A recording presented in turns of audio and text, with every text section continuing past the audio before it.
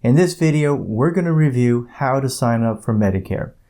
So by the end of this video, you will know how to sign up for Medicare, when you can sign up for Medicare, and whether or not you'll be eligible to sign up for Medicare online.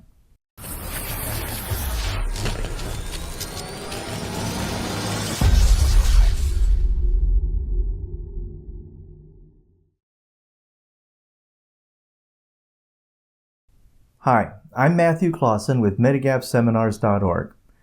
Not everybody turning 65 needs to enroll in all of Medicare. In fact, under some circumstances, it may be in your best interest not to sign up for part of Medicare, and I'll explain that in detail here in a minute. But first, when you're signing up for Medicare, what are you signing up for? When you sign up for Medicare, you're going to be signing up for Medicare Part A and or Medicare Part B. Medicare Part A is that portion of Medicare that insures you when you are an inpatient in a hospital, a nursing home, a hospice, or if you're at home and you're unable to get to a medical facility and you need home health care. So Medicare Part A is your inpatient health care. I'm not going to get into the details of the deductibles and the copays and all the nitty-gritty. That's for another video. What I want you to understand for this video is that Medicare Part A is your inpatient health care. It's not the Medicare that you use when you go see a doctor or you go get lab tests. Medicare Part A is that portion of Medicare that you paid for with your payroll taxes, that 1.45% that came out of your check for all those years. As long as you or your spouse have paid that tax for at least 10 years, your Medicare Part A is paid for. When you turn 65, you sign up for Medicare Part A, there are no additional costs. You are considered Medicare Part A eligible. Technically, if you're Medicare Part A eligible, you're not required to sign up for Medicare Part A when you turn 65, and there's no real penalty for not. And that's if you're Medicare Part A eligible.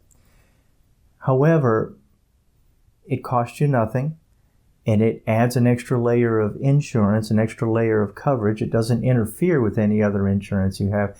There's really no reason not to sign up for Medicare Part A. Medicare Part B is that part of your Medicare that covers outpatient and physician services. That is the portion of Medicare you use when you visit a doctor or when you go get lab tests. Medicare Part B is not free. You have to pay a monthly premium for your Medicare Part B. Everybody pays for your Medicare Part B no matter what your Medicare choices are later on. And how much you pay for your Medicare Part B is income related. It depends on your income. It's based on your adjusted gross income 2 years ago. So as I make this video in 2017, if your income was $85,000 or less 2 years ago, if you file individually, or $170,000 or less if you file jointly, then you'd pay just the Medicare Part B rate. If your income was higher than that, then you're going to pay more. You're going to pay an income-adjusted premium.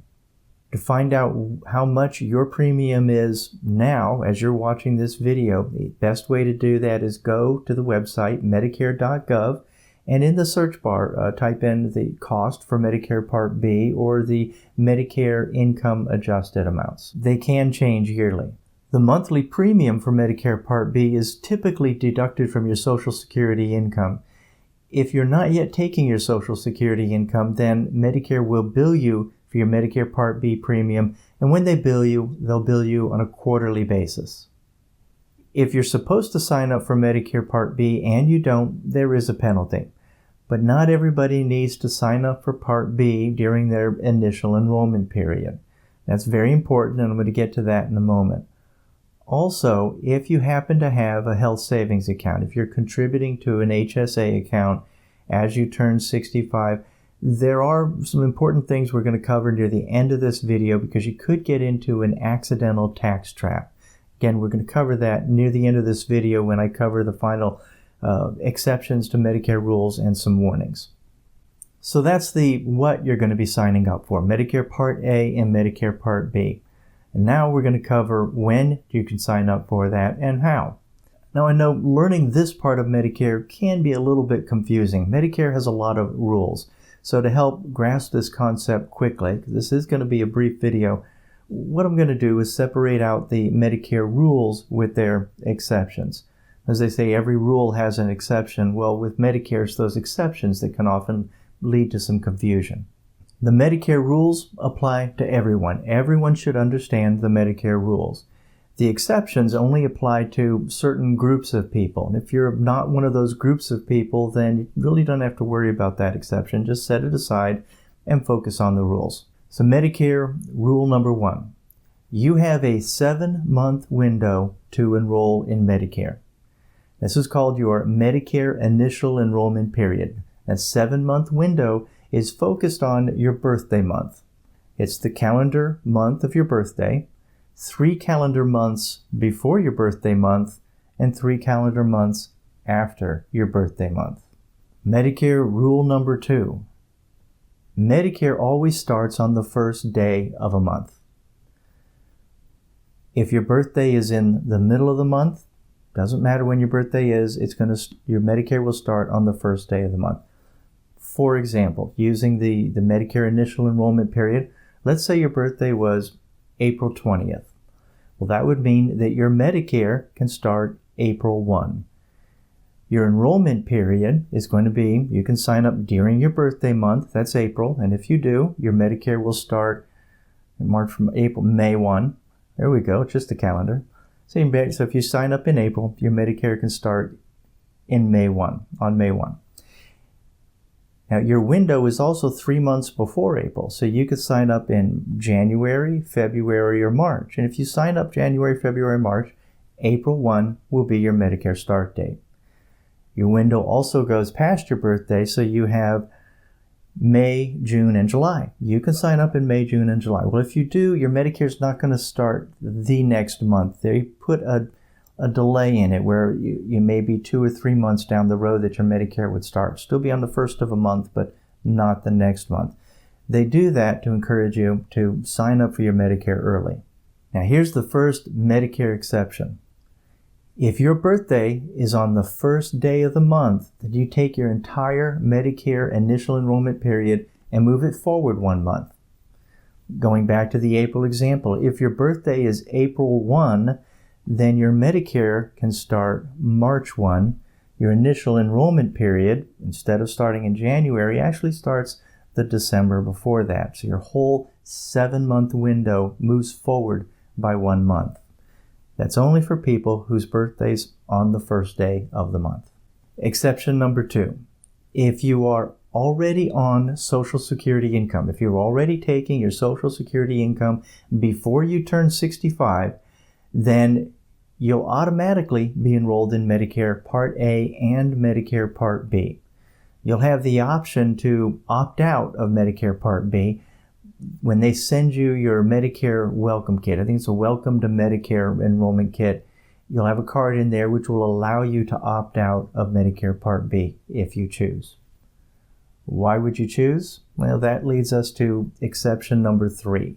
Exception number 3 for Medicare.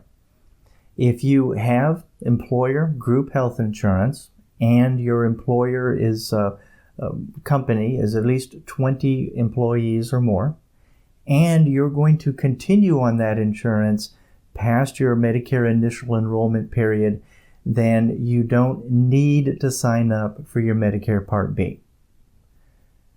And you probably shouldn't sign up for your Medicare Part B. And that's important. To understand this concept best, there is one term that we need you to understand. And that term is called creditable coverage, as in you get credit for it. When your health insurance, your group health insurance, is roughly equal to what Medicare can provide, then it's called creditable coverage.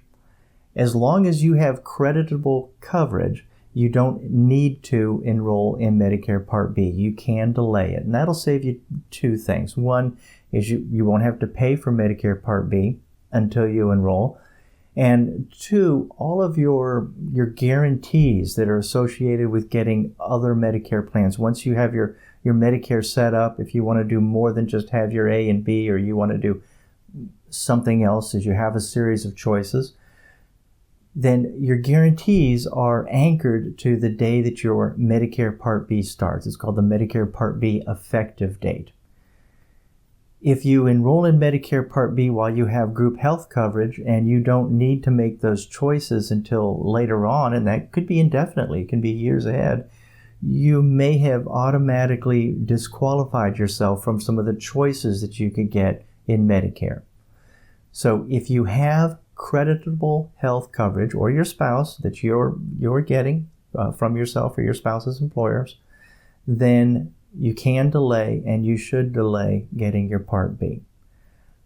Now, also that's important to understand in that, well, let's say that you have done that with your creditable coverage, you can then enroll in Medicare Part B at any time. If you have creditable coverage, you're beyond your initial enrollment period, you can enroll in Medicare Part B at any time. You'll get what's called a special enrollment period. You will get another special enrollment period when your creditable coverage comes to an end. Either way, those are the times where you can enroll in your Medicare Part B. Warning, COBRA is not creditable coverage. So that covers when you enroll. Now let's go into how you enroll, and then I'm going to follow up with some exceptions and a few warnings to help you avoid a couple pitfalls. You sign up for your Medicare through Social Security. Medicare law is a subset of Social Security law, so all of your application process is done via Social Security. Now, you can do so online at ssa.gov. It's short for Social Security Administration.gov. And I'm told it's a simple process of about 15 minutes. On occasion, you'll need additional documentation. You may need to bring in a birth certificate or other documentation into a Social Security office or mail it in. They will let you know as you go through that process online. You can, of course, also go into the Social Security office and sign up for your Medicare there. One thing you may want to know, if you've already signed up for your Medicare Part A and you've delayed your Medicare Part B, and all you have left is your Part B to sign up for, you can't do that online. You actually have to go into a Social Security office to get your Part B at that time, in that occasion. So here are a few warnings. If you live in an area of the country where there are a lot of people retiring, you may have to make an appointment with your Social Security office. You may not be able to just walk in. I know some places in Florida, for example, there's a 3-month waiting list to get an appointment and get into your Social Security office. So if you live in an area that has a lot of retirees, it doesn't hurt to call the Social Security office first and see if you need to make an appointment. That's also a good time to ask them what documentation you need to bring in when you're going to enroll in Medicare. So don't assume that you can just walk in. It's always best to call first and find out. Warning number 2. If you are going into a Social Security office and you have enrolled at that office, don't just assume everything is okay, and if it seems like you're not getting your documentation, your Medicare card in time, and don't sit around patiently waiting. The reason for this is that many of these Social Security offices are overwhelmed, and they're human.